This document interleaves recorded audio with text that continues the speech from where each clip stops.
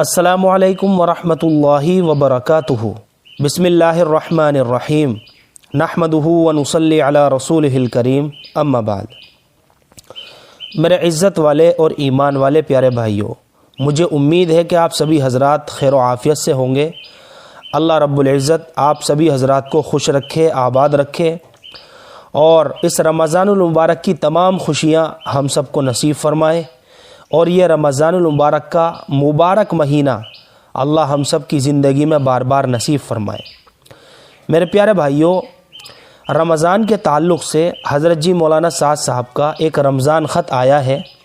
اور یہ دنیا بھر کے تمام مراکز کے لیے، جتنے بھی تبلیغی مراکز ہیں،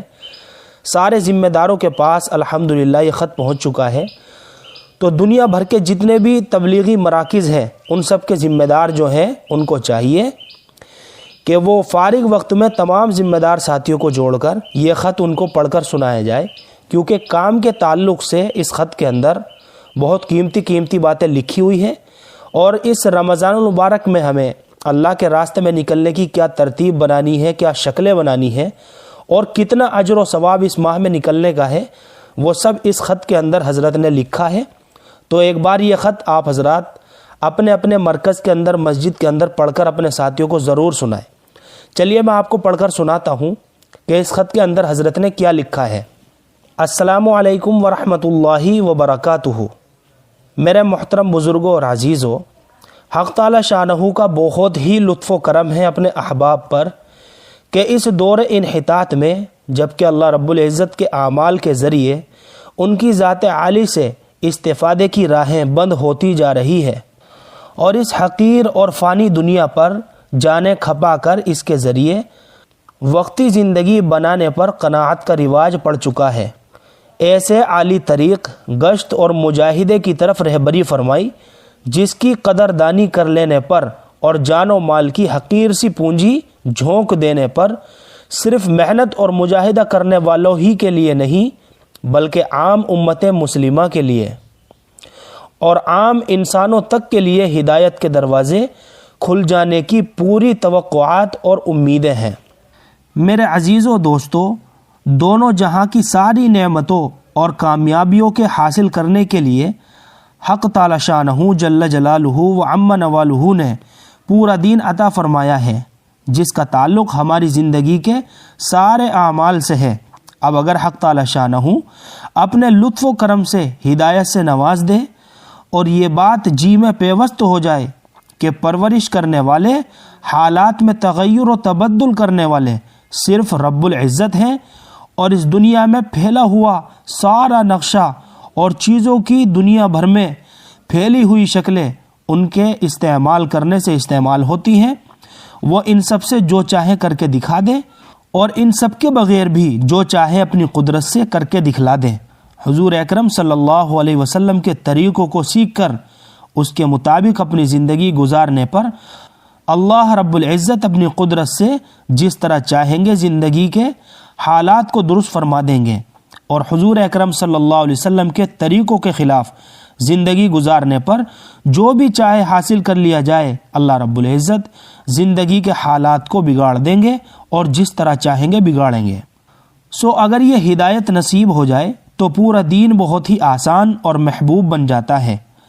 اور تھوڑی سی محنت سے زندگیوں میں چالو ہو جاتا ہے، اور اگر خدا نخواستہ اس محنت سے انسان کا دل خالی ہو جائے، اور اپنی محنت اور مساعی اور اس دنیا کے دھوکے کے نقشوں اور شکل و صورت سے زندگی کے حالات کے سدھر جانے کا غلط اور بے بنیاد تصور دل میں بیٹھ جائے، تو دین پر چلنا اور اس کا سیکھنا مشکل ترین بن جاتا ہے۔ اب حق تعالی شانہ نے اس عالی دولت کے حاصل کرنے کے لیے محنت بھی عطا فرمائی اور دعائیں بھی عطا فرمائی، اور ان اعمال کی محنت کے لیے جن کی حیات پر دعائیں قبول ہو کر ہدایت کی دولت نصیب ہو اور سارا دین آسان بنے، اس کے لیے مساجد بنائی گئی، اور مساجد کی آبادی اور تعمیر اور بازاری نقش و نگار اور ساز و سامان میں قرار نہیں دی گئی، بلکہ گھنٹوں ایمان بالغیب والی مجالس میں بیٹھنا اور علم الہی کے حلقوں کا پابند بننا اور ذکر و دعا کی فضائیں قائم کرنا اور امور اخرویہ پر رونا پیٹنا اور ایک دوسرے کی زندگی بنانے میں ہاتھ بٹانا وغیرہ ان امور کے مساجد میں وجود میں آ جانے کو ان کی تعمیر قرار دیا گیا، اور مساجد کو ان اعمال سے آباد کرنے والوں کے مومن ہونے کی خوشخبریاں بھی سنائی گئی، اور انہی سبھی دعاؤں کے قبول کرنے کے وعدے بھی کیے گئے، اور انہی مبارک انسانوں کے لیے ہدایت دینے کے فیصلے کیے گئے۔ اب جو مبارک انسان اپنی جان و مال لے کر اٹھیں گے اور ان اعمال کے امت محمدیہ میں رواج پا جانے کے لیے ملک بملک اقلیم باقلیم مارے مارے پھریں، اپنی کمائی اور پرورش کے ظاہری نظام میں تغیر و تبدل گوارا کریں اور ہر طرح کی تکلیف اپنی جان پر برداشت کریں گے، سو ایسے مبارک انسان اس راہ کے خواص میں ہیں۔ ان کی دعائیں اپنے حق میں، اپنے متعلقین کے حق میں، عام امت محمدیہ کے حق میں اور سارے انسانوں کے حق میں اس طرح قبول ہوتی ہے جس طرح انبیاء علیہم السلام کی۔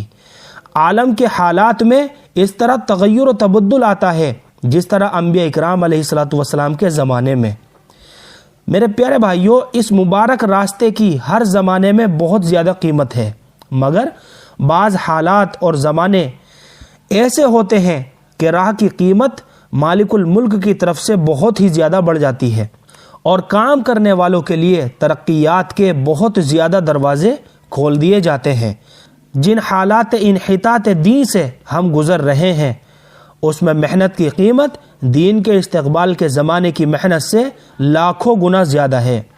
خصوصاً رمضان المبارک کے زمانے میں، جس میں حق تعالی شانہ کی طرف سے ہدایت کی تقسیم کا غیبی نظام قائم کیا جاتا ہے۔ شیاطین بند کر دیے جاتے ہیں جو کہ ہدایت سے ہٹانے کے لیے غیبی طاقتیں ہیں، فرشتے پھیلا دیے جاتے ہیں جو کہ ہدایت کی طرف بلانے والی غیبی طاقتیں ہیں۔ وہ مبارک روحانیت، نور والی وحی لانے والے فرشتے حضرت جبرائیل علیہ السلام، جن کے گھوڑے کی ٹاپ تک کی روحانیت سے ریت پر سبزہ پیدا ہو جائے، جن کی اس عالم میں آمد حضرت محمد صلی اللہ علیہ وسلم کے بعد بند ہو گئی اور ان کی والی برکت سے اہل علم محروم ہو گئے، اس مبارک مہینے میں ان کی آمد بھی اس سرزمین پر کی جاتی ہے، گویا کہ ان کی نسبت والی برکات کے دروازے کھول دیے جاتے ہیں، جنت کے دروازے کھول دیے جاتے ہیں اور حوروں کو سجایا جاتا ہے، اور دوزخ کے دروازے بند کر دیے جاتے ہیں، خیر کی طرف پکارا جاتا ہے اور شر سے روکنے کی آوازیں ہر طرف بلند کی جاتی ہے، اور تھوڑا سا بھی متوجہ ہو جانے والوں کو بھی ہدایت سے نواز دیا جاتا ہے۔ اب اگر اس محنت کے میدان کو، جس پر ہدایت کا فیضان ہادی کی ذات عالی سے اپنی مخلوق کے لیے عمومی طور پر ہوتا ہے، ایسے مبارک مہینے میں قائم کیا جائے جس میں ساری امت محمدیہ کے لیے ہدایت کی تقسیم کا عام نظام قائم کیا جاتا ہے اور امت میں دین کے رجوع کی عمومی شکلیں قائم کی جاتی ہے، تو معلوم نہیں ہدایت والے اعمال کے ہدایت والے مکانات یعنی مساجد میں زندہ کرنے کے لیے ہدایت دلانے والی نقل و حرکت اور ریاضت و مجاہدے پر ہدایت والے مہینے میں کتنی ہدایت کا فیضان،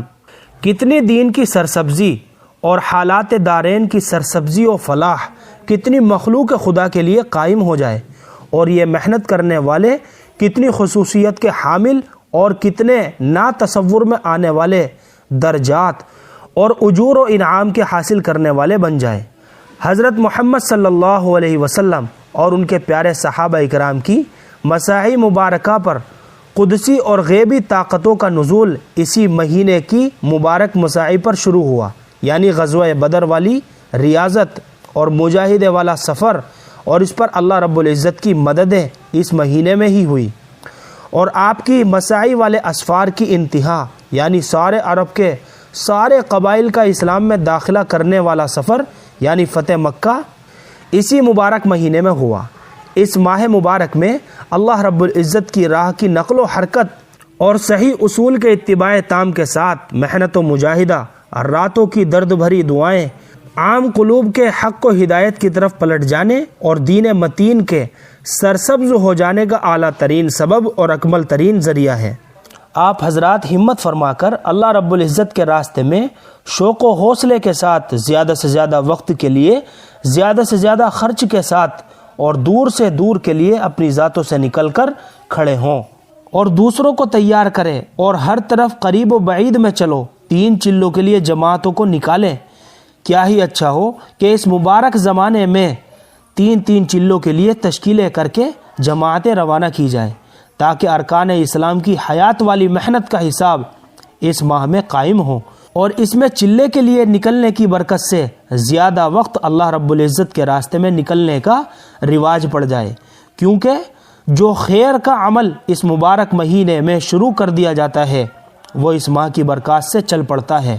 مقامی گشتوں کو بڑھائیں اور ذکر و دعا کی مقدار کو بڑھائیں۔ حق تعالی شانہ ہم کو، آپ کو اور سب احباب کو اس راہ کی ترقیات حاصل کرنے کے لیے قبول فرماوے اور اپنے دین کو اپنی قدرت اور فضل و کرم سے چمکائے اور اس کی برکات سے دارین میں ہمیں نوازے۔